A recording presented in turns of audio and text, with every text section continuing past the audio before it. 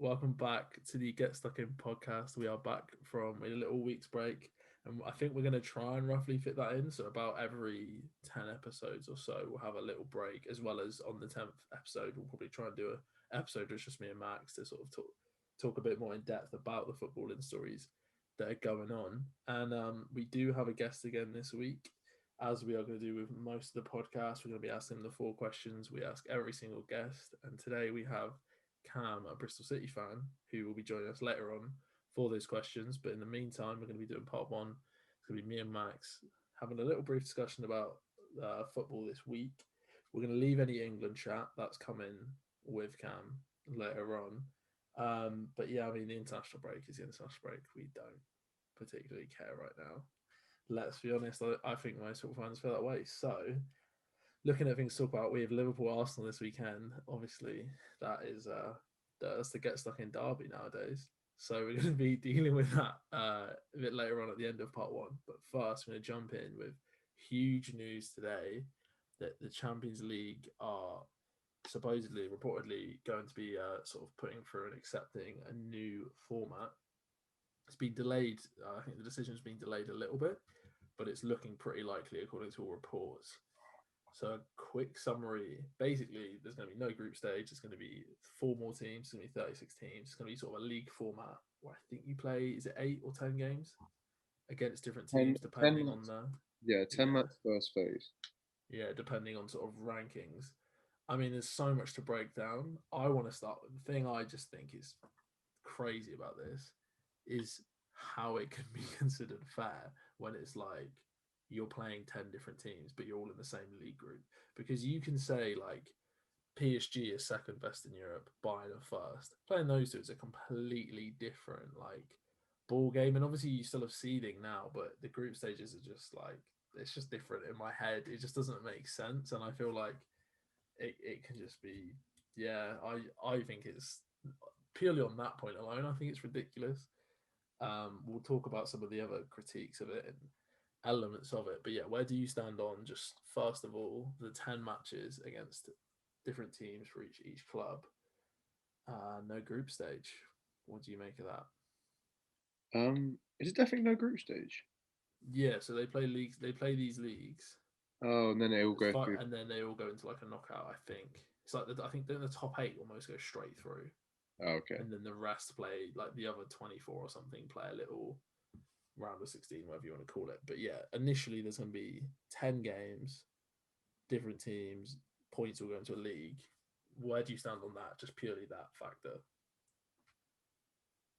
I don't understand why they want to mess with it so badly.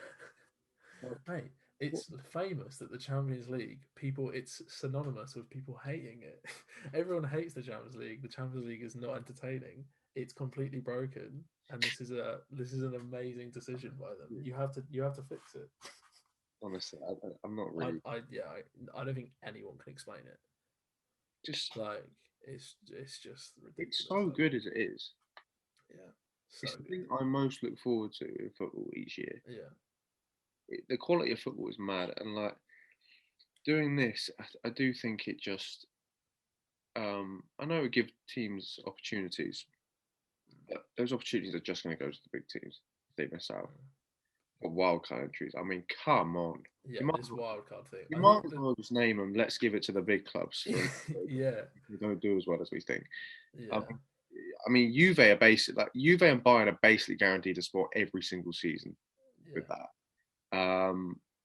I mean, just quickly, if people haven't seen the thing, basically, there's supposedly two wild card places now, where if a team doesn't, the two teams that don't qualify via league position or winning a trophy can qualify because of their league coefficient. So, I think wasn't it Liverpool this year? If they didn't qualify, would would get still, in, yeah, which is literally how you can. Isn't it in like tennis?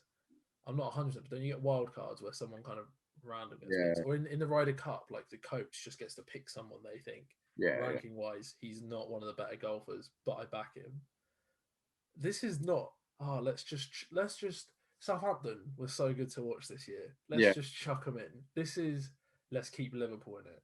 yeah. Let's keep, say, Dortmund miss out. This is just, the whole Get thing from the about big it. clubs, and one, it's going to dilute the whole tournament because there's going to be more clubs and the standard's just not going to be as good, let's face it.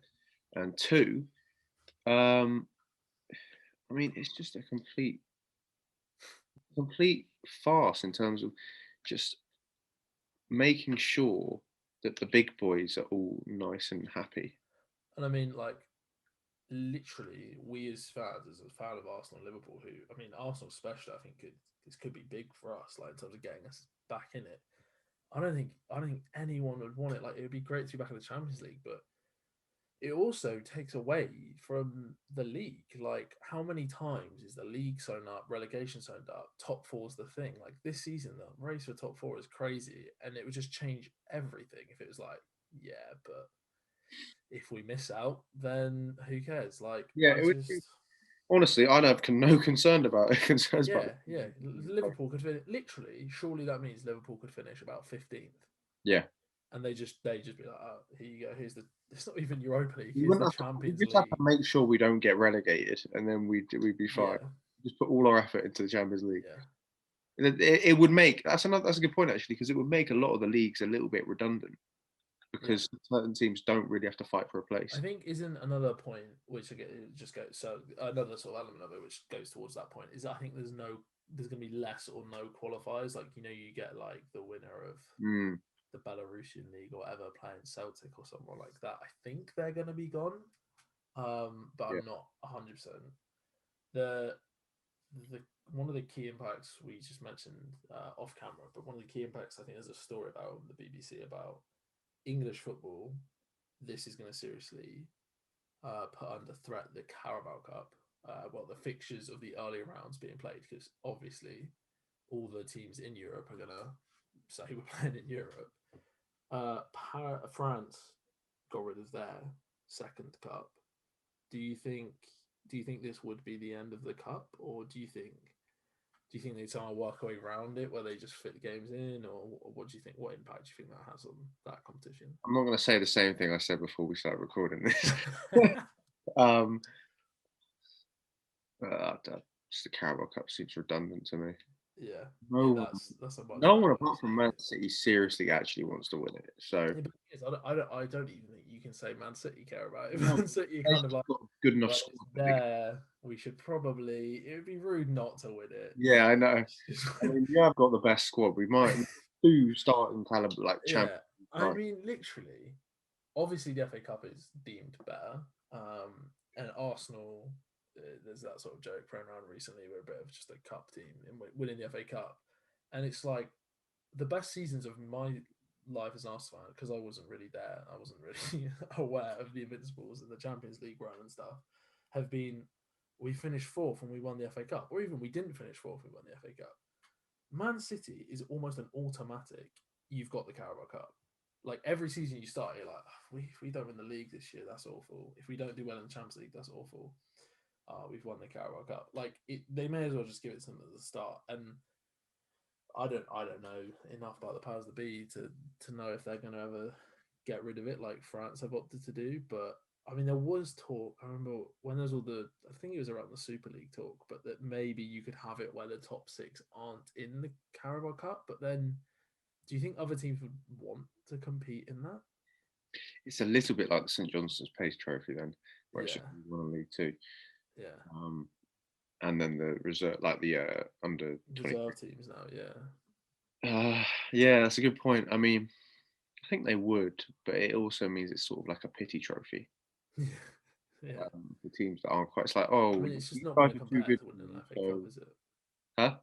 It just wouldn't compare to like No, the it would. FA Cup and like a day out Yeah, playing, going away, like, I don't know, a League Two team going to Old Trafford. Like, mm, you're just not going to get that. yeah, true, true, true, true. Yeah, Yeah, I mean, it's it's gonna be a just weird one. crazy. It's pitched for 2024, isn't it?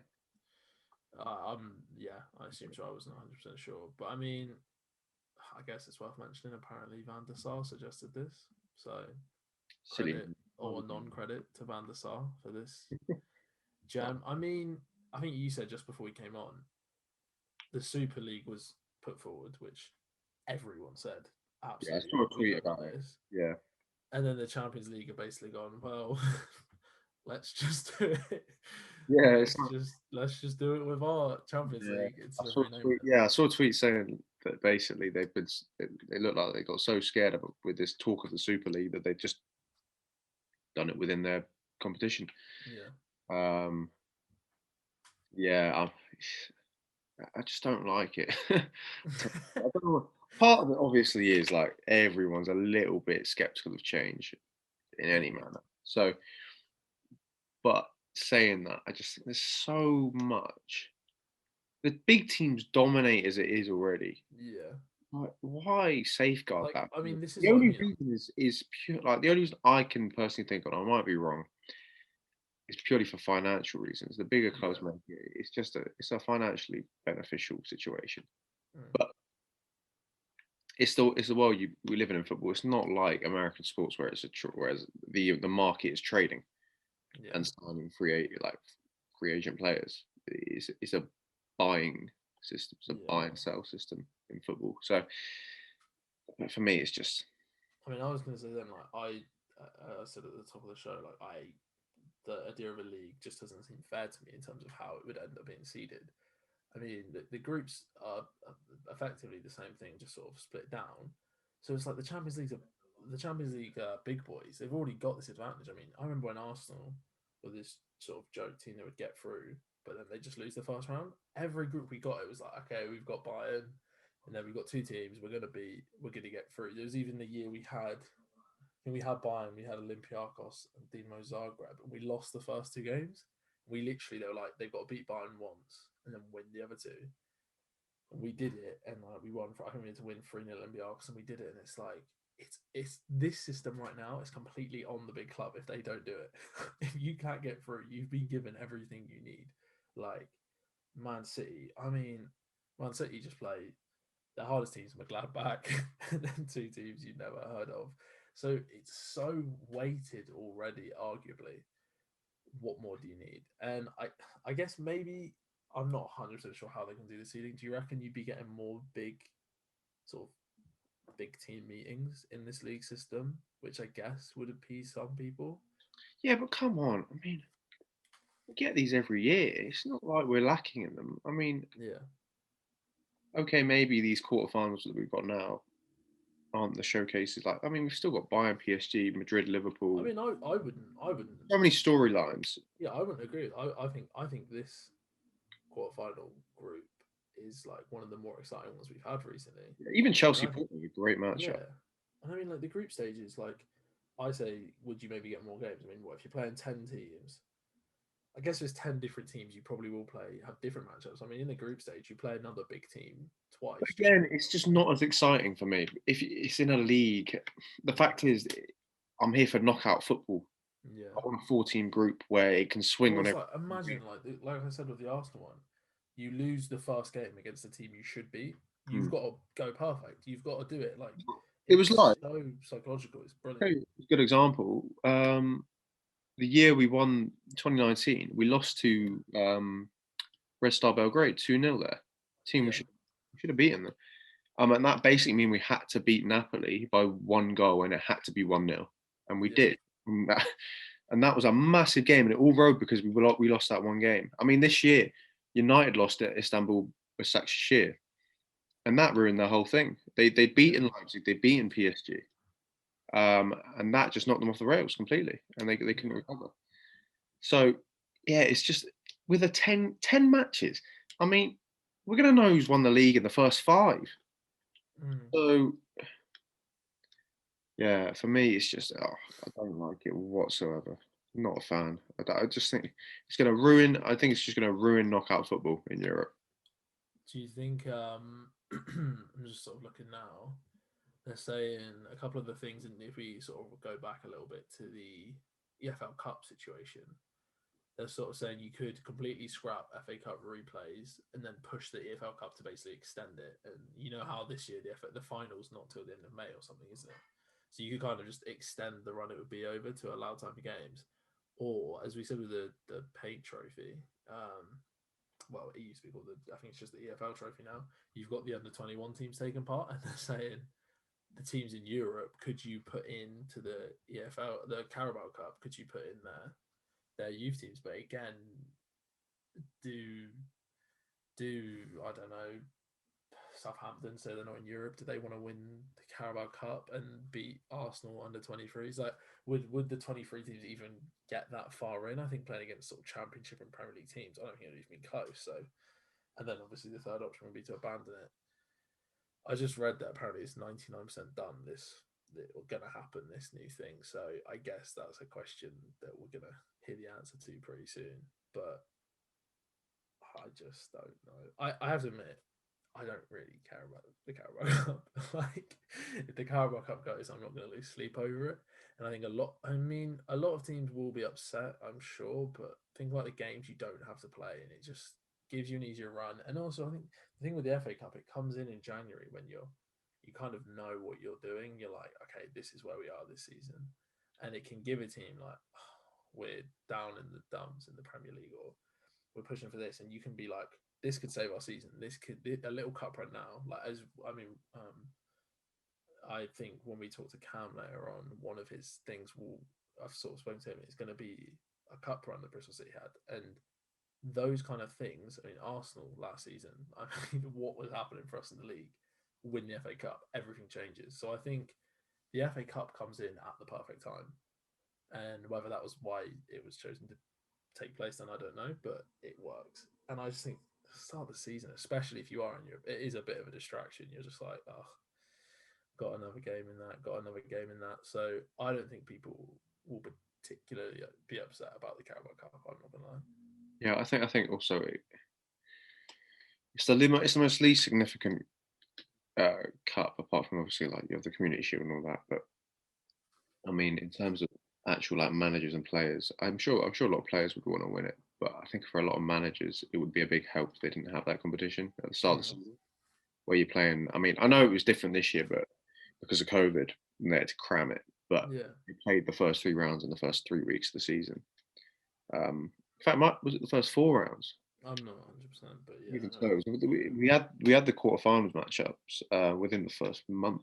So yeah, it was when you're trying to the amount of games that's going on. That's another thing. It's going to add more games, isn't it? Because there's more yeah, teams, and the season's already so like full and packed.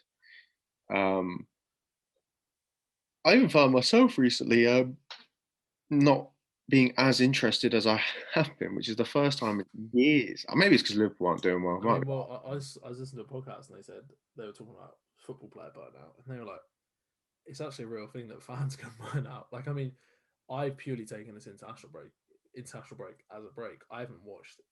I don't think I've watched any of the England games. I think I watched little bit of the San Marino game. I don't know, but Yeah, I remember like back back a few years ago before this happened. It was like every single game. Oh, Burnley Newcastle's on TV. I'm gonna whack it on.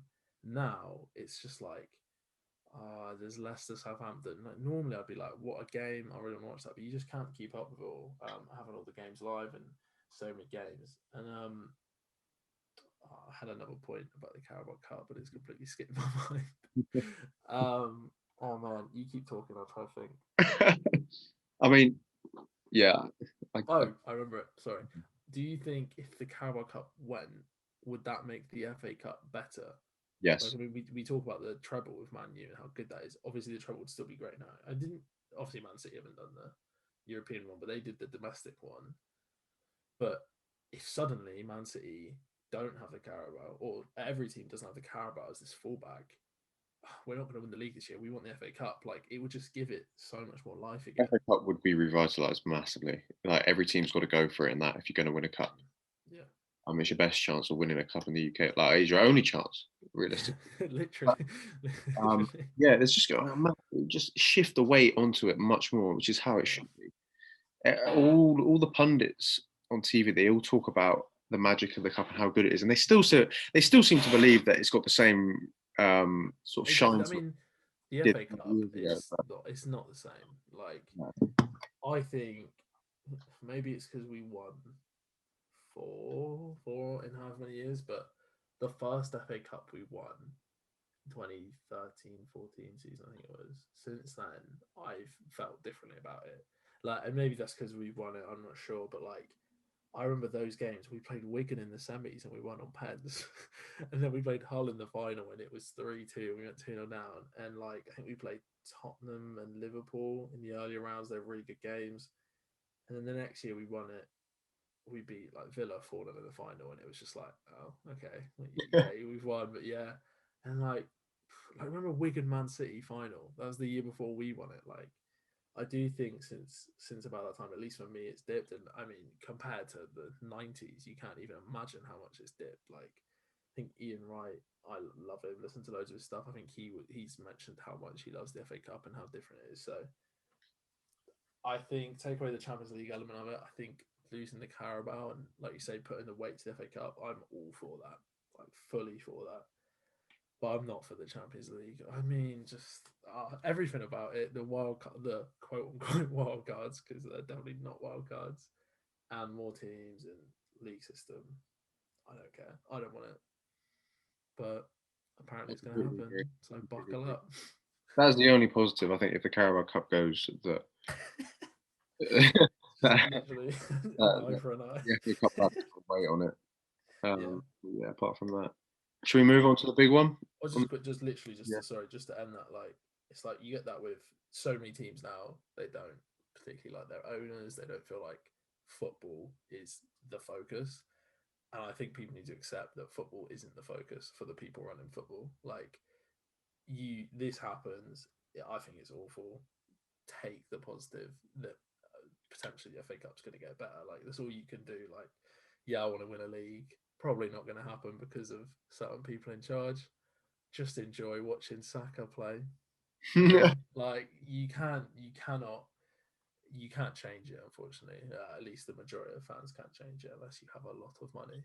So just enjoy it while it's here. Yeah, But like yeah, it's disappear in 2 years. it honestly, like I can't imagine like no reason for saying him. Just that, but like my dad watching football in the 80s and 90s, like how different must it be? Mm. Like one Arsenal one things, but also just generally, it must be a different game. Like I think it's a different game from 2010 to now.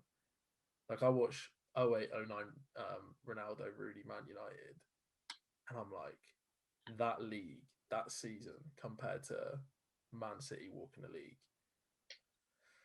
it doesn't. It just I don't think it comes close. But before we before we all get sad about nostalgically thinking back, shall we move on to something that is happening in the future? It's happening in a couple of days' time. I think it's Saturday. Yeah, I think it's Um, 5:30. I think it's yeah, 5:30. it is the get stuck in derby.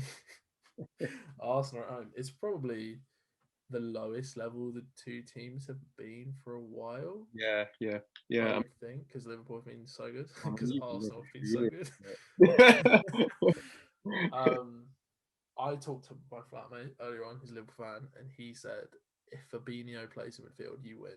I agree. I do agree. Yeah, I mean, I want us to win. I You're think about we to say one have us it. to win. I think we have it in us. I think it's so difficult with both teams of that Jekyll and Hyde kind of thing where you don't know who's going to turn up. But I think that is when he said that, I said to him, "Is he your best player?" He said, "Van Dijk when he's fit, Salah's better." But it's that difference between best player, best impact. I Yeah, think most Fabinho. valuable is the one that's. Oh, Yeah. Fabinho makes such a difference. It's scary. Like playing at centre mid or DM, whatever you want to call it. It's unbelievable.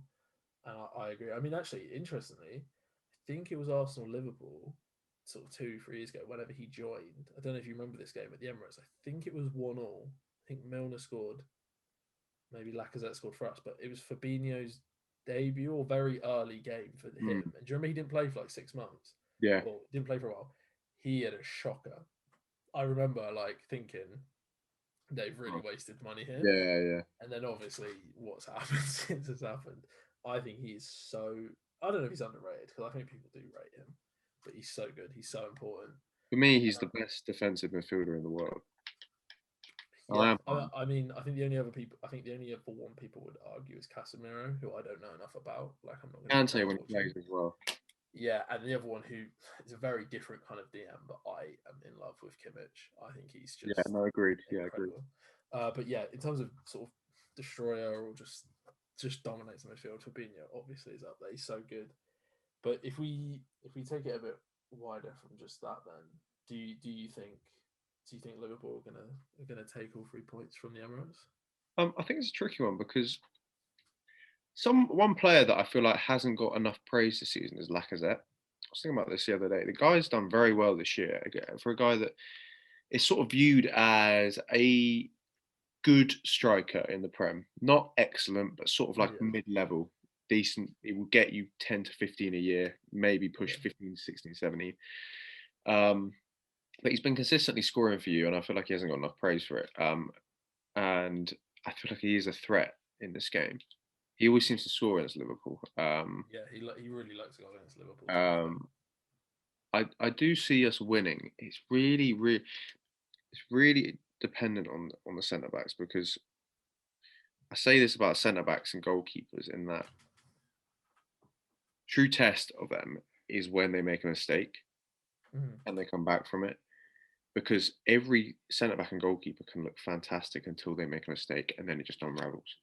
Yeah, Can you actually react to it and come back and be fine?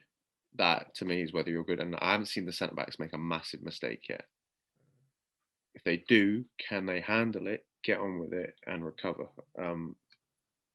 So I don't really have. Yeah, for me, I think we do it, but I think it'll be very tight. I think it could yeah. be in a similar way to the first game this season, but I think it'll be a lot more tight in terms of the play Was because the I feel score like this season 3-1 this season? 3-1. Yeah, I We also went think. we went 1-0 up. We're probably the Yeah, worst goal in Premier League history. yeah. I mean, if Jota's playing, I Yeah. think we're definitely winning. Actually, I have a very, very good Jota question, which I will leave. It reminds me when we get. No, I'll get out of the way now Is because it this is. Firmino, I Jota? think this. No, I think this is a brilliant question Okay. because this just tells me actually. Well, Cam told me this. He's going to be on later on. He saw this on Twitter and he came up to me and he messaged me about it, and he's very passionate about it. Would you take current Jota this season Hmm. or prime Nani? Probably Nani. Yeah. See, he very passionately said Nani, and I basically said I think Jota could get more goals consistently. I think he's probably I don't know if he's a better finisher, but he's a very effective goal scorer. But I think as a player, Nani was brilliant, and I Yeah, think I probably edge it with. I think Nani was fantastic. yeah, He's still playing Nani. He's playing for Orlando. yeah. I think he suffered from it, and to be fair, you can obviously argue this both ways, but he was obviously sort of the third or even fourth guy some of the time Yeah, with Ronaldo, Rooney, and all that. And I think that's one of the things that's so impressive about Jota is how he kind of just went in and was like, I remember he scored a couple, and you were like, oh, this is a really good fourth piece to just come on every now and then. And he just kept going and he kept going. And it was like, he's better. He's arguably better than Firmino, or he should start over Mane. And obviously the injury did not help that. And I mean, that would have been really interesting to see how that would have gone. But yeah, I do think Nani in that situation, but I think Jota is such an effective player. He just gets goals somewhere or another. he's just Um, he's surprisingly good at in the air as well for a guy that doesn't yeah, seem like he should be. he's You good at know. FIFA as well. Yeah. He's Oh, insane it at FIFA. So, always helps people's opinions, doesn't it? uh, um, but yeah, no, yeah, I think the key battles in midfield again. It always is, like in every single game. I think we're going to win that battle quite comfortably at the moment. I So think, I think, I mean, I think this isn't even just Arsenal, Liverpool. I mean, it's Arsenal all the time, but I think it's every team in the league this season. You don't know who's going to show up. yeah, Anyone could, but you mentioned how do they react to a mistake. Xhaka makes a mistake and he seems to react brilliantly, and you think, wow, he's turned it around. And then he does something worse. And then you think, wow, he's turned it around. And luckily for us, he made his mistake against Burnley a few weeks ago. So hopefully he's got a couple who's of due weeks a of good goal stuff. basically. He's not due a mistake, but it's hard to trust him. It really, I'm, it I'm really going is to hard to clip that trust him. if he makes Well, a mistake this oh, weekend. he's gonna make a mistake. Like there's a mistake coming. It's always around the corner. And I think it's important that we don't think. I think Party is brilliant. I love him, and obviously he hasn't been fit all season. And I think we need a partner. I don't think we can go. Okay, For this game, he's sick. For this game, it will be Xhaka Party, and I think Xhaka is fine. It's so hard to say with Xhaka. He's a very good player, but he just has that in him. And I think for next season, we cannot go. Party's great. Hope he's fit. We need to have a partner. I think that's the problem. You cannot. It's like I think Man United fans complain about it, where they get to the point where they're a couple of pieces away. And we're not to say at all we're a couple of pieces away from winning anything, but you could. Party is at a level, I think, where he could make your midfield look suitable, fine, with a player like Xhaka or.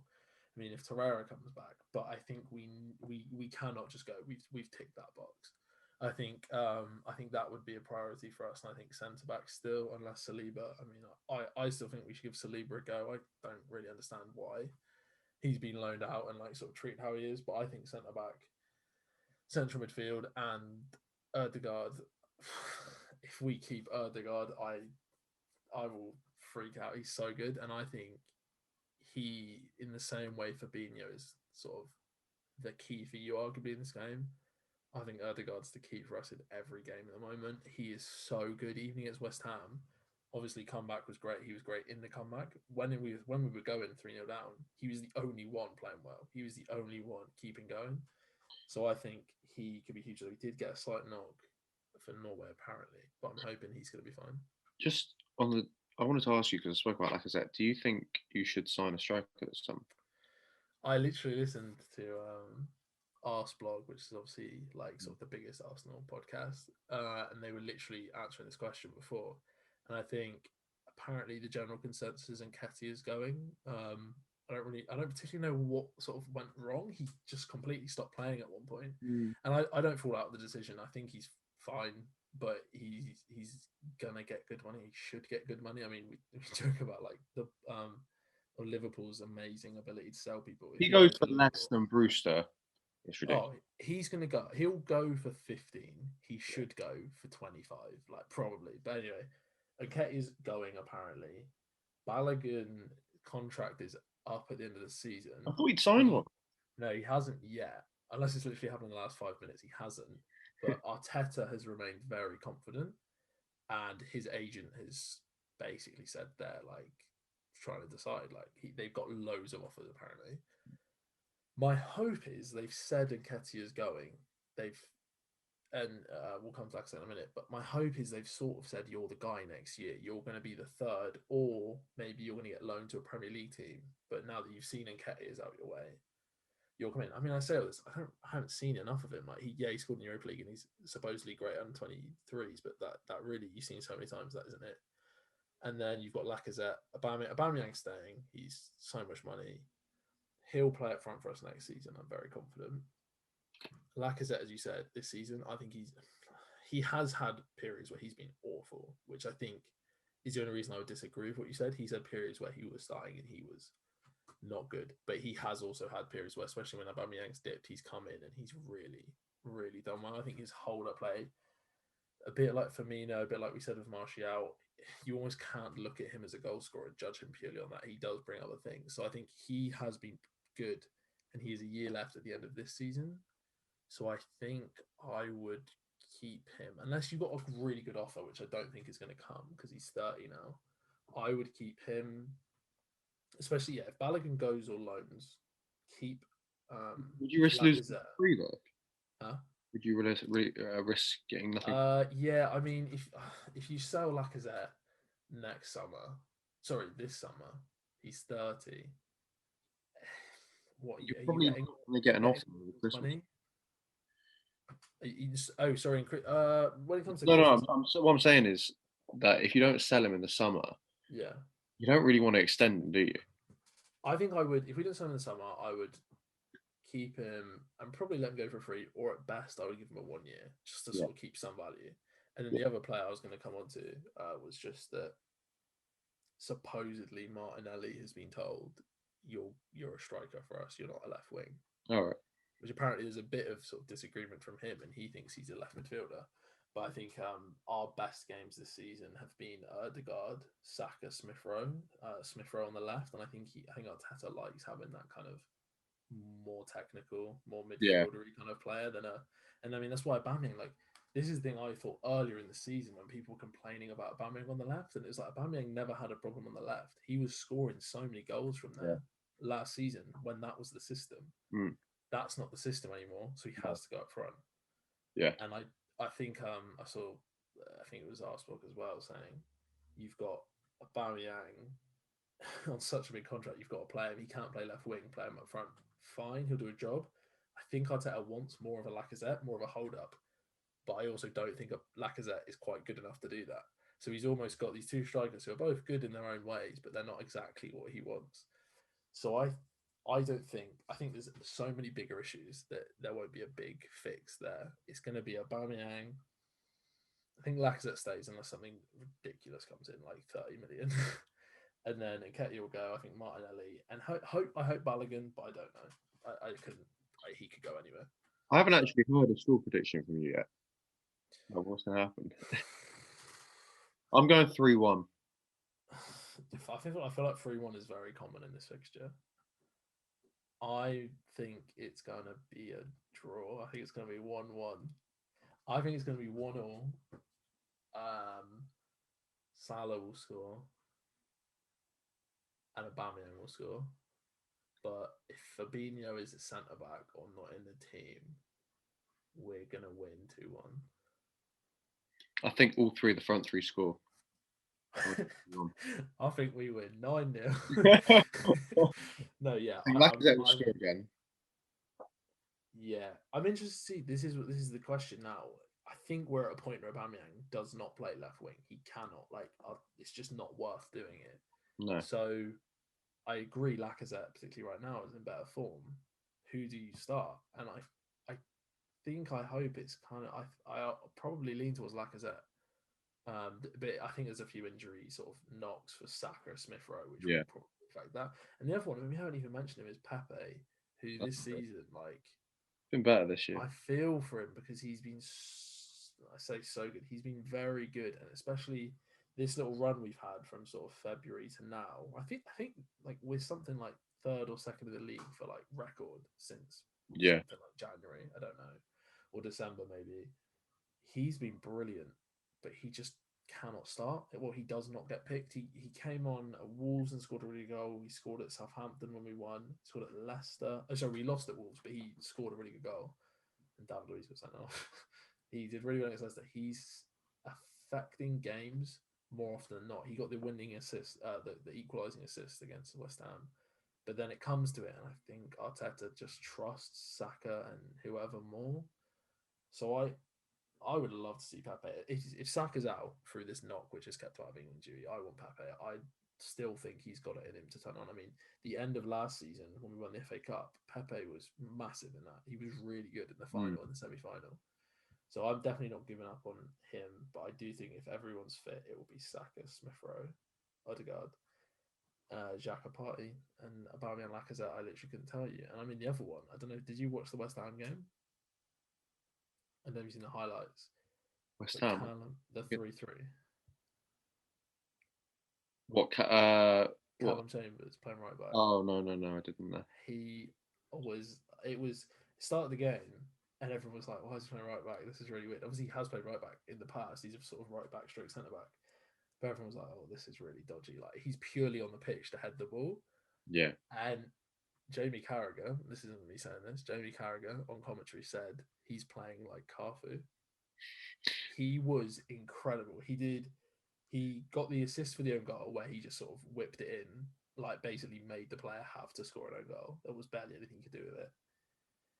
He played probably one of the better passes I've ever seen in my life, where he did like an outside of the foot stab over the top to Lacazette, who tried to chip the keeper and was also sort of pulled back. And I think he gets an assist for one of the goals. I can't remember, but genuinely, his crossing was like, what is happening? It was like Trent for a game. Yeah. So I think right back has always been a tricky spot for us because you've got Cedric, Bellerin, Chambers, who I think are all fine. I think that's one of Arsenal's squad. There's a lot of fine players, Not enough. Wow, he's the guy. I'd probably only say Aubameyang, Partey, Odegaard, Saka would be classed as very good. Maybe Smith Rowe, maybe Leno, but Leno's been. That's my worry. Leno is on a bit of a weird run at the moment. Leno's conceded. He does this. He doesn't. You mentioned like players who make mistakes. Leno has this weird thing where he's brilliant, makes a mistake, and then is awful for the next 3 weeks.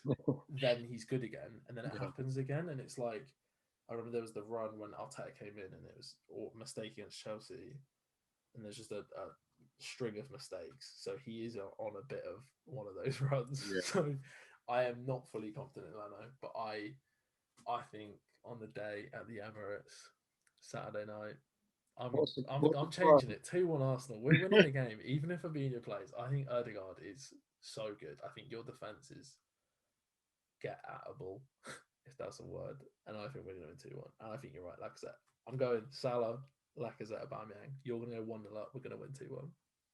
If we had Canati, I'd go 5-2. Well, that was the last thing I wanted to go on to is if Canate signs, which if people have seen, Canate is supposedly very close to agreeing a deal. Is it 40 million with Leipzig? Yeah, buyout £40 million. We messaged about this? Does Kabak stay? I think it's 50-50 at the moment because I think it depends. It's a lot of money. Thing Wouldn't it is, be about a 60 lot. million for both? Huh? Isn't Kabak about 20 million? Yeah, deal? 80 So would it be, million yeah, buyout. so it'd be just under 60 million for both. Yeah, which isn't too bad considering. I mean, especially Canate. I know he's had a Yeah, poor injury record so far in his last 2 years, but that's because he had a major knee injury, and yeah, that's his only one he's had so far. He was out for basically a year. yeah. But I mean, it's a good price considering. I don't think you're gonna see like Canate for me. I was listening to the Red Agenda podcast with James Pearce and with Simon Hughes Mm. with Liverpool and Quiver O'Neill, and I've heard it before that basically within the French camp, Canate is viewed by most in the French, well, many in the French camp as having more potential than Makana. Yeah. Um, so he's viewed as one of the premier talents in world football at the moment in that position. So for that price, I think it's a pretty good deal. But if he comes in, all of a sudden after having this injury crisis, when Van Dijk and Gomez come back, we're gonna have if we bring him in, Van Dijk, Gomez. We'd have Kabak, Kanate, Matip, Ben Davis, Nat Phillips, Reece Williams. Is Ben Davies the one who came from Preston? We haven't seen any of him yet. Yeah, I was going to say he hasn't played, has he? So my feeling Phillips is just one. It's going to be a choice between Nat Phillips and Kabak. okay. Do Yeah. you think Matip's staying? Do you think No, I think Matip's gone. Matip's gone. I think Yeah. that's the kind of decision. I think. Yeah, I think it feels a bit ruthless because like he's very loved and he's such a good option. Matip for me, no word of a lie, he is like my favourite player at Liverpool. I love him. He's a very lovable guy, like even from a non-Liverpool fan. Like honestly, I don't know a Liverpool fan that doesn't like Matip. Like there's a lot of our players that everyone's very like split on. Yeah. One thing's for certain, everyone loves Matip in the Liverpool fan base. Yeah. I mean, this is a guy that played he was almost in better form during the Champions League win. Like he was ridiculously good in that period. Yeah. And we got him on a free as well, which is nuts. But yeah, was from Schalke, wasn't it? Yeah. Yeah. So you got Matip, we got Kolasinac. Yeah. I mean, it's just a different class. It just sums it all up, doesn't it?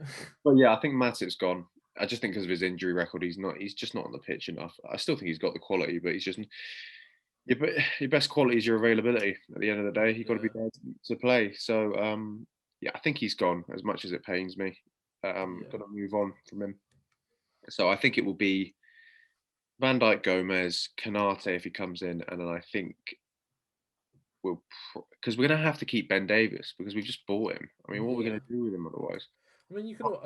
Is it Reece Williams? We could loan him out, maybe. Do you think he? Yeah, I could see him going on loan somewhere. If he goes on loan, then maybe we keep both of them. But we'll see. We'll see. I'm not too sure. It's very with that because Kabak's played well so far. Yeah. So Obviously, earlier on, did you say that you said 3-1? Are you sticking Yeah, with 3-1, yeah, having heard all of my in-depth Arsenal analysis? yeah. No, I think it's 3-1. All right, so you're going 3-1. I'm sticking with my modified 2-1. Yeah. Um, yeah, I'm not sure what the other games are this weekend, but it felt like it just had to be a bit of an in-depth look at this game, an in-depth look at what we pretty clearly agreed on with the Champions League situation. So exciting game this weekend. We will completely dive into the result next week, and Champions League's back next week. Yeah, 6th and 7th. So Yeah. that's so exciting. We will obviously either react to or preview those games. It's going to be, this is when it gets good. Like, the Prem's done, Man City have won it. This is like Champions League in the spotlight. And I mean, if it's not till 2024, these new plans, at least we got At least we got 4 4 years. years at this. Yeah. So yeah, we're headed now into part 2. We've got Cam. Thanks for listening to part 1, and we'll be back, just me and Max, for part 1 in next show. Yeah. Hello and welcome back to the podcast. This is part 2. We've got Cam on, who's a Bristol City fan. We're going to do our 4 questions as per. So Cam, first question: what is your first memory as a Bristol City fan? My first memory is not the best memory. It was the 2008 playoff final. I was 9 years old, and I think it was my first ever heartbreak in football. We've done well to get there that season. We had a decent squad, but somehow Dean Windass scored an absolute screamer and broke everyone's hearts. This is my favourite goal I've ever seen in terms of annoying someone. I've played this to you so many times since. It's a good goal. Credit to him. Is it extra time? No, it It's was normal just time. normal time. Yeah. I mean, for those who haven't seen it, it's just a volley from 30 yards? Yeah. Yeah. It sets up for him nicely and he bangs it into the corner. Do you think you would have, had you gone up, do you think you would have solidified in the Prem, or do you think it would have been sort of up and down job? I don't know. It's hard to say because we didn't have the money back then as we do now and the backing of the board, but I don't know. It's hard to say. I doubt we would have stayed up, to be fair, but yeah, you never know. What do you make of your, for those who sort of, obviously we don't know who follows the Championship, but you've been pretty close to the playoffs quite a few times in the last few years. Like you said, you got some more money in now. How sort of likely do you think it could be that you could be in the Prem, say, in the next 3 years? Well, to be honest, I thought under Johnson we were going to go up. Yeah. But I think everyone bought into that. And now we got Pearson. The thing is with Pearson, he's not a yes man. He won't sit down and be quiet. He will very much say it how it is, and he wants it his way. Yeah, everybody we've had in since, Lee Johnson was a coach, and now Pearson's come in.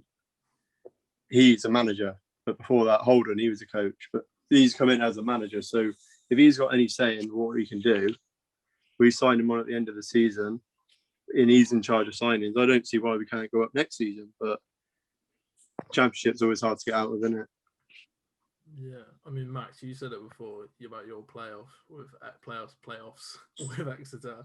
Like, I do obviously, like, we know, like, I'm from Bristol, and I watched them a couple of times with you, Cam, and like I try and follow them, but obviously it's nothing like support. My first memory that I said on here was the Champions League final, which I guess is sort of as close as I could feel, I would imagine, at this point. But Max, what is it like losing a playoff final, especially 3 times in a row? How many years? Yeah, 3 or 4 years. Not great.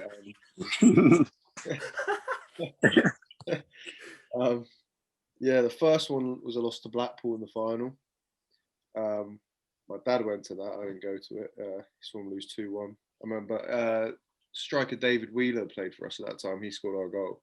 He's playing for Wickham now. And then the year after, we lost to Coventry, and that wasn't even any of our doing. They scored 3 screamers. Like, all of them were about 25 yards out. And we lost, I think it was 3-1 in the end. And then last year was the most calamitous, like setup, like everything went wrong. Like the setup was so wrong from the manager from the off. We played so well in the second leg of the semi-final, and he completely switched it. And I just knew from the first 10 minutes we were done. 4-0 was the worst playoff loss in years for any team. And Dean Moxey in his last game for the club got sent off as well. Former Palace player. He come back to Exeter. So yeah, it's not great at all. I travelled a long way to get there and watch it. So yeah.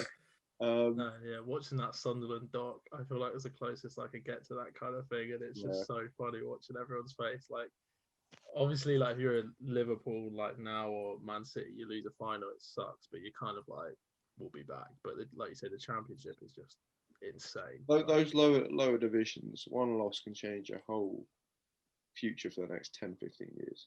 Yeah. You've seen it with Bolton. You see it with any kind of Portsmouth. One little mistake, one slip up, and you're done for the next decade. Is a rough one. I mean, yeah. Yeah. So, Cal, we'll move on to the next one, which is, what's your favourite moment as a Bristol City fan? And there's a couple that, from my memory, you could go for, but I think I know which one you're going for already. Yeah, there are a couple, but I think every City fan will say this is up there. Well, I think that the whole cup run, it was just amazing that season. Everyone was chipping in. Matty Taylor was scoring. We had the cup team until we started playing good team, and then we play Man United and we go and beat them in the last minute with Corey Smith. That game it was what, 2018? 2018, I think, or yeah, I think it was. But Man United's team was not a weak team. I remember watching it. Oh no, Pogba. I think Zlatan scored, doesn't he? So I think it was one leg in the quarters, wasn't it? Sorry. Yeah. So we played them at our place, and obviously I went, and they had Romero in goal. They had a strong back four. I think they had Rashford, Zlatan, Martial. They had a good team, and then obviously we played our best team, which at the time was flying. But I think we fly every season around that time of year, just before Christmas, and dropped off, didn't we? Yeah. Which goal? I mean, it's hard to top Corey Smith's just because at the moment, but I mean, I think we talked about this like last week. The Joe O'Brien goal. Is it to go 1-0 or 1-1? So that put us 1-0 up against Man United, and I think everyone forgets about how good a goal that was just because of what happened with Corey Smith. Yeah. But he's just done a 1-2 down the line. He got through, and outside the box on the wing, he just smashed it across goal. It's gone in. Yeah, it's such a good finish. I remember thinking like Corey Smith's goal is a good goal and it's so good, but if that had been the winner, that would have been crazy. It was such a good goal. And then we'll quickly mention as well because it was so good. I think you went to this game, didn't you, away at Man City in you went to the home leg as well. So in the semis, obviously Man City, it's hard to repeat the defeat you did against Man United. What was the score in the end over the two legs? So the first leg we went away to Man City and we took about 9,000 City fans. Yeah. And obviously they were dead quiet compared to us. And I think the City team were just happy with how many fans we had there. We went 1-0 up to penalty by Bobby Reid. Yeah. And then I think it ended 2-1 Man City. But the defending all game was quality from the City boys. Aidan Flint was there at the time, who I hate now, but loved him at the time. But no, I think it ended 2-1, and then they came to our place, and it was a really scrappy game. And I think that ended 2. I can't even remember what happened. Didn't De Bruyne got a really bizarre late goal, didn't he? Marlon Pack scored a header from the edge of the box. Yeah. And I think it ended. It might have been 2-2 or 2-1 to them. But I mean, it was a good run because we beat Palace in the run. That was that the season where? Well, I'm not sure. I mean, you could say this for so many seasons, but Man City were walking the league. And I think it was maybe in the year where Liverpool beat them. It was around January time. Liverpool smashed them to stop them going invincible. Or it was 4-3 in the end, but they went 4-1 up. Yeah. And I remember talking to you about this all the time because obviously you went to Man City and did really well. We were saying about how like every team in the Prem tries to sit off, and that game at the Etihad in particular, you literally went there and just went after them and pressed them, and it was at the time where like they seemed invincible. The thing is, I think after that game, Pep Guardiola had so much praise for our team and Johnson, the way Johnson managed teams and coached teams, because we just set up there to go at them. And Marlon Pack had one of the best games in a City shirt. And he was hit and miss all season, but that game was so good that I think Guardiola called him out and said he was a great player. Yeah. Before we move on to the third question, the other thing, obviously I said before, there's a couple of options in my head that you could go for. The other one I was thinking of is the double, the League One, and Johnson's Paint Trophy at the time, wasn't it? Obviously, Lee Johnson's just won that with He's won it with Sunderland, doesn't he? Yeah, we had. Where does that sit with you? That was up there because that was a cracking season. We had a brilliant team under Cottrell. Cottrell was a great manager, and I think a lot of City fans would agree with me that he has a strong place in like every City fan's heart. Great manager, great guy, but when we went up with him, he just wasn't willing to change his style of play. We played 3-5-2 under him, or 5 at the back, wing backs basically, and we smashed it in the League One. And as soon as we got in the Championship, he just didn't change his play. But that season was just so special because we had a stinker the season before. We were quite far down in League One, and then he took over and just changed everything up. And Freeman playing quality. He brought in Matt Smith, who I think he was at Millwall. I don't know where he is now. Yeah, but he was good. We had him on loan. Yeah, Everyone was just firing on all cylinders. Mate, not many people can say their team's done a double. That's a big thing. I mean, I remember I think it was for uni. I did some story I wrote a story once about Bristol City just for something, and it was basically talking about how we talked about this with you, Max, as well, of Exeter. Like, there's no big team there's no Premier League team in the Southwest like that can just sort of unite with this whole area of the UK, which is nothing to sort of fully get behind. And I think like Bristol City, especially now they got money behind them, they got the stadiums being upgraded. Like, I think if you get to the Prem, it could be like the next team to just come in and like fully solidify and even push on. Like, your fan base has the potential to be massive. So yeah. I mean we've just done our training ground up actually, and apparently it's up there with the likes of Tottenham's and all sorts. Really, really, really smart. But and what the board want to do if we keep Pearson on, and we got the money. See what happens. Pearson could take you up, nearly get you relegated, get sacked, and then next year you win the league. Yeah, just do a Leicester. So I think it's exciting times generally. Just gotta hope you can break this slump of just missing out on playoffs. Yeah, like you say about the sort of opportunity for Bristol in terms of they're the highest ranked team in the Southwest, and there's a huge hole there where you could get a massive amount of support. There's no one really to root for like massively in the Southwest unless you're closely tied to a club. So that could be a massive. If Bristol get really, really good and they reach the Prem, they'll have a huge sort of wave of support.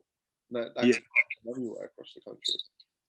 The thing is, it goes back to the Johnson Paint Trophy final we had, and we played Walsall, I think, and we sold out our end within a couple of days, I think, and a lot of the City fans I don't know why they kind of kicked off about that because they were calling a lot of fans plastic fans. But if we get to the Prem, you're going to get that, aren't you? We've got 27,000 capacity stadium. Not every fan there is going to be diehard. It just is what it is. Can't all be ultras. I remember that with Man United, like being near Bristol. As soon as you drew Man United, it was like everyone trying to get tickets, and they were sort of trying to give them season ticket holders as much as they could, kind of thing. So I think that's just part and parcel of it. I mean, it's like they talk about how many times they say like the Emirates is quiet and stuff. Like, if you're that big, it's gonna get sort of diluted with tourists, basically. So, it's sort of a good and a bad thing. It shows you're on the right track. If that The kind of ground's thing like is closer happening. to the pitch as well, isn't it? So like Ellen Road is supposed to be. I haven't been to Ellen Road, but it's supposed to be amazing. The atmosphere. The pitch is so close. Yeah. I mean, that's the thing as well. Yours City's was upgraded, wasn't it? It wasn't like a new stadium. They just added to what was already there. Yeah, the whole lot's changed apart from the Atio. The Atio is still the old ground, but it's a smart stadium. It's the old stadium just bulked up, basically. Yeah. Yeah. Wow. Exciting times. Yeah.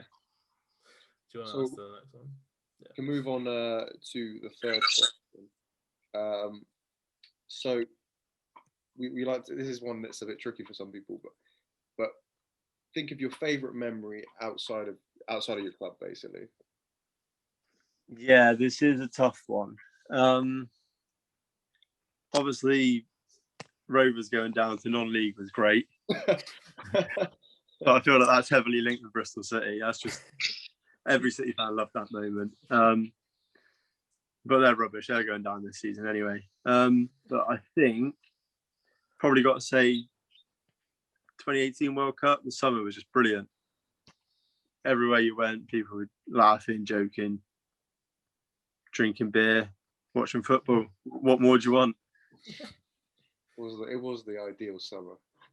I mean, when England do well, it's a good summer. So that's basically what I feel like. If we had a tragic group stage, it would be like we just have completely eliminated that summer from our head. Yeah, it's just because we did quite well, but everyone thought we were going to win it at some point, didn't we? Yeah. I mean, I'm pretty sure we've talked about this. Where do you stand on Southgate, and was that actually as good as it looked? Was it just bad teams? The thing is, Southgate gets a lot of stick, and it was like, for example, he got a lot of stick over the Mason Mount thing. What was it, last season? Last year, he loved Mason Mount, and he was saying how good he is, but nobody else saw it. But now if he says Mason Mount's good, everyone's going to be like, oh yeah, well obviously. He's on form now, and he's a great player. But back then, when he wasn't on form, no one liked him. I think Southgate's a better manager than people think, but I think that World Cup got blown out of proportion because our group was awful. What did we have? Panama, was it? Yeah. Panama, Tunisia. Yeah. Belgium. Obviously, yeah. We lost to Belgium. We lost Belgium twice, didn't we? Yeah. So anyone good we faced, we lost. Yeah, it's true. I mean, I suppose the flip side of that is that I have seen us lose teams like that before and draw with teams like Sweden. And Colombia. Because Colombia aren't a bad team, to be fair. No, they're a physical, strong team, aren't they? South American team. Yeah, they're probably, you'd say they're above average in terms of the rest of the competition in that World Cup. But then, like you say, we didn't beat any of the big boys. No. But I think a big boy in that World Cup. Belgium. We were on a side of the draw, it was easier. Yeah. I just think it was the fact that we got to penalties and won a penalties, which hadn't been seen for years. Yeah. But yeah. What do you obviously we're right in the middle of an international break right now. I think what was it? We beat San Marino 5-0, which is what it is. And then was it Albania the other day 2-0? Yeah, 2-0. I'm pretty sure it's Poland tonight. And there's been quite a lot made. I think Declan Rice actually said in some interview like we are entertaining or something. Like I haven't fully read it, but apparently someone basically said, "Do you think England are entertaining?" And like, do you think just like people are judging Southgate in the same way they would judge an club manager? Like they want entertainment, they want all this. Whereas like when it comes to internationals, like it really is like you've just got to win the game. Like especially these qualifiers, like there's no need to make them exciting. It is true because I mean. I've said this about like a lot of people complain about how defensively he sets up. He sets up with a back five and then a bank of two in front of them. It's about as defensive as you can get. But saying that, every single international tournament that I've followed, the team that's won it have had excellent defenses that don't concede. And our defense is one of probably our weakest point. So I mean, France were an excellent defensive team. Portugal were, Germany were. all the Spanish teams were. Italy in 2006, all just excellent at the back. So I do understand why he's set up that way, and I think he is just trying. I do think he's got the right mindset in that it is just a results-based business, especially so in terms of international, because it is such a momentum swings so quick, like quicker than any other place in football than is at international football. So I understand it, why he's doing it. So yeah. Yeah, do you think he goes if say we sort of get through the groups and then lose in the first round? Do you think he goes after this Euros, or do you think he sort of probably got the Euros and the World Cup in the I think they'll give him both. Yeah, I mean, I guess with only a year gap, it's kind of like you might as well, because what's someone else gonna really do in a year? Well, we're gonna get either Germany, Portugal, or Holland in the round of 16. So it's got to be one of them. Who would you prefer? Probably. If Holland are without Van Dijk, it's got to be them, surely. Yeah, that's what I want. I think, but they won 7-0 last night. Yeah, I was going to Sam. I think that no, it wasn't San Marino, but I don't think it was the best. But I don't know. I just saw it. Possibly. What do you make of these like people sort of saying you shouldn't play teams like San Marino? Like, it's just not worth it to anyone. Do you think there's sort of anything in that, or do you think it's just? I think it's a little bit. I understand it, but I think it's a little bit snobby in terms of it's a big day for those guys. Like, it's not all about like just go and do it. Like you get an easy win at the end of the day. Yeah, they're in your group. Just take it. Like, why are you complaining about having to play some guys that aren't that good in comparison to you? Just get the job done. It's a nice occasion for them as well. Like, they get to go to different stadiums. They are a professional team at the end of the day, no matter how poor they've been. I mean, wasn't it like, I think it was literally a day after the England game, didn't Ireland lose to like Luxembourg or something? Yeah. There was a massive upset. Yeah, like, and I think that was just almost like perfect timing to just be like, this is why. Like, yeah. Because then you're just selecting who's basically gonna. Yeah, I do think they are frustrating. I think the bigger thing would be maybe just like during COVID and all the lockdowns and things, maybe it wasn't advisable to have like 3 games. But I think in a normal situation, these games can be good, and I guess they can be used to sort of test teams out and stuff. But yeah, I guess if we just got to end this little section then with what do you this specific question, what are your hopes for this Euros? Do you think there's any chance we can go all the way? I do. I think we could. You think with our team, if he gets it right, yeah, we could be in for a winner. But then again, you got your centre back, you got John Stones, but who do you play next to him? Like, it's going to be Maguire. Won't it? But he'll play a back 3 though, won't he? So he'll have to stick Cody or probably Kyle Walker. Depends what probably put Kyle Walker at the back. Yeah. It's crazy how good our squad is, and like I just don't have confidence. I think he's going to pick it wrong.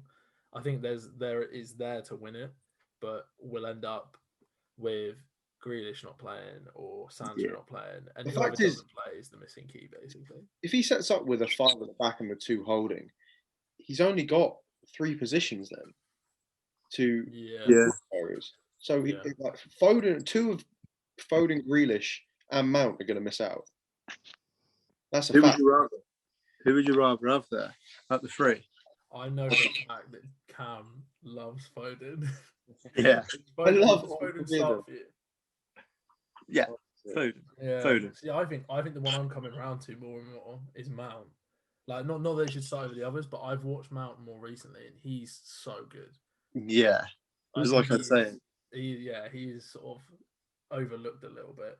I'm not gonna lie. Like 2 months ago, I would have said Grealish is 100%, and then now Foden's got to be in there, and now Mount's got to be in there. Yeah, it makes it a bit tricky. We've got Harry Kane, Sancho, Sterling. Yeah.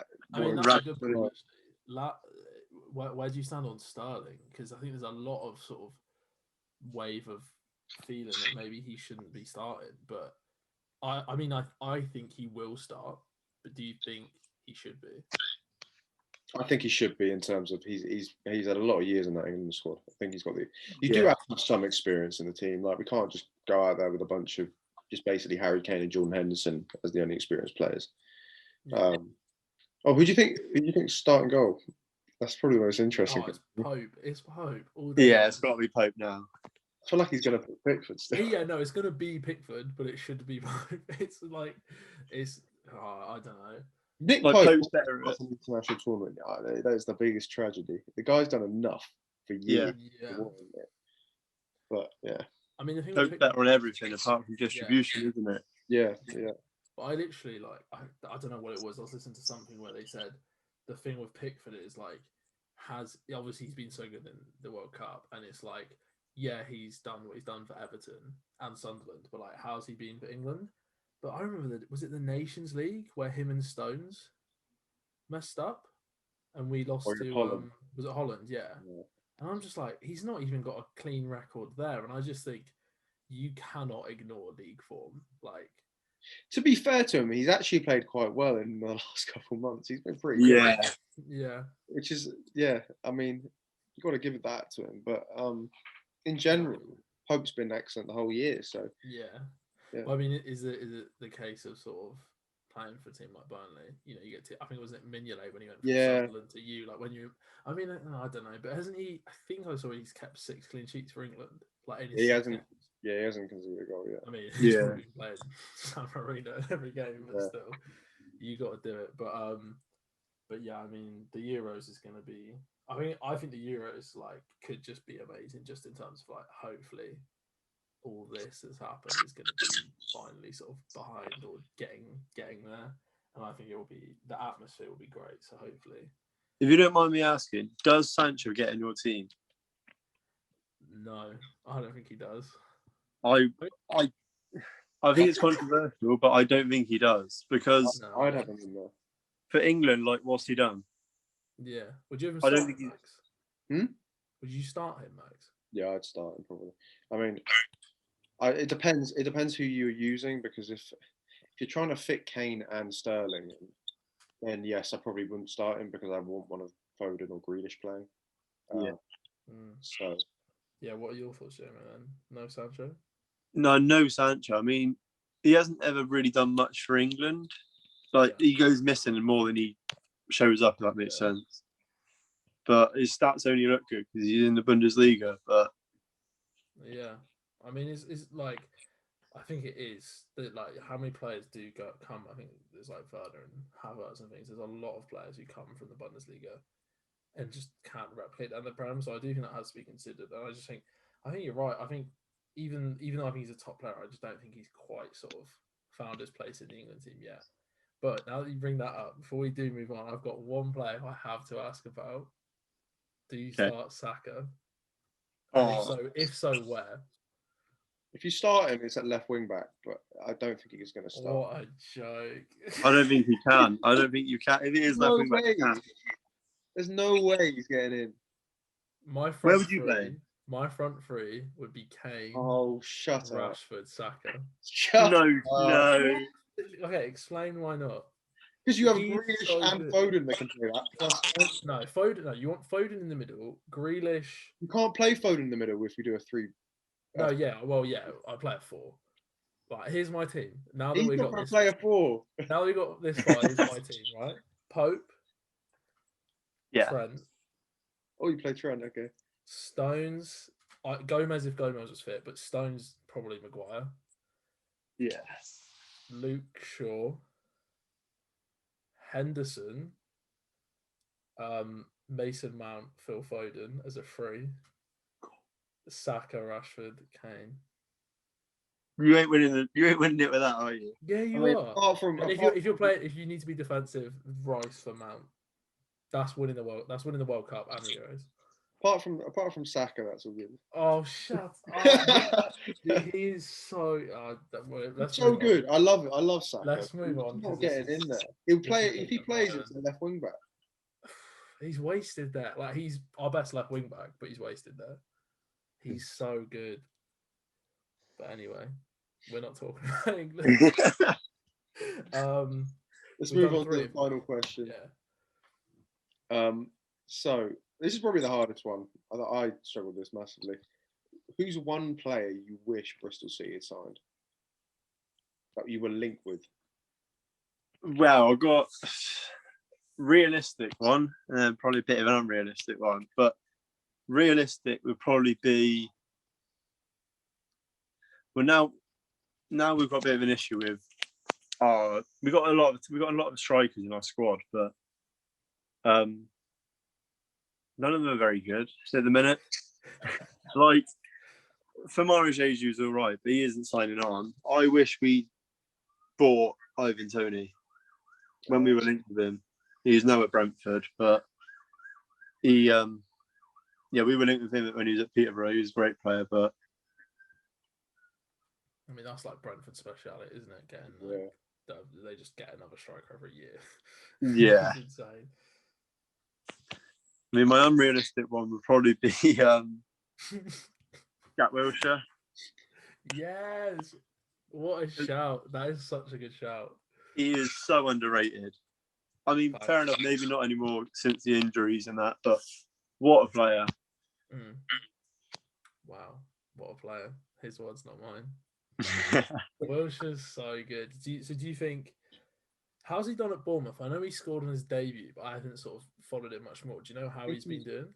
I think he's got like 4 or 5 goals this year. Yeah, I haven't really been following him in Bournemouth. Yeah. They're a bit of a weird team at the minute because they should be challenging for the top. Yeah. I knew they didn't have a good run at some point. Yeah, they sacked Tyndall, and he's at Sheffield now. Yeah. Where would you? I think we talked about a guy called Ollie on a couple of weeks ago as a Bournemouth fan, and we talked about their managed situation. Obviously, you've just got Pearson a couple of weeks, sort of month ago, sort of time. Where would you stand? Let's say it doesn't work out with Pearson. Where would you stand on Eddie Howe? Would you get him if you could? Oh yeah, 100%. He's who I wanted over Pearson. Yeah. If I'm just going to say it honestly. Yeah. I mean, if Pearson works out, then great. But I know for a fact when Pearson got appointed, I wasn't too keen. But were you linked heavily with Howe? Was it sort of just like a flutter? Yeah, I think it was what the fans wanted more than link. I don't think we were ever going to spend that much on a manager, and because he's probably got big wages and whatnot. He's probably got bigger aspirations in Bristol City, but you never know. Yeah, no, I think he just missed the boat on when to leave Bournemouth, and then it just carried on until it inevitably came to an end. But I think he's a shout. I do think with him though, there's I think the one question mark against him generally would be that, I mean, obviously this isn't fully down to him. This is also down to Bournemouth, but a couple of their signings were very expensive and very not good. Yeah, the thing is, you don't know if he's done that or is to do with the ball. Exactly, yeah. But yeah, I mean, imagine prime Welsh at Bristol City. No, it's just like that game against Barcelona, isn't it? Yeah. That everyone remembers. He was quality. I honestly think that's why I like Phil Foden, and I'm not even. To be honest, like Phil Foden is. He's probably already better, but like I think his peak will clearly be better. But like he just gives me that Wilshere feeling. Like the way he runs, the way he dribbles, everything is so similar. And I think like Foden, I feel like Foden's probably one of the like least. I don't know if it's just because Arsenal aren't challenging for anything, but I feel like Foden's one of the least hated English youngsters. Like a lot of the others have got a lot of sort of split feelings on, or even people saying like, I know they're good, but I hate them because they play for so and so. Yeah. But I feel like Foden is just everyone's like, probably him and Grealish are just like they're the ones, like they're so good. So there's a consensus on Foden. There seems to be that he is. Yeah. We all know. Yeah, he's so good.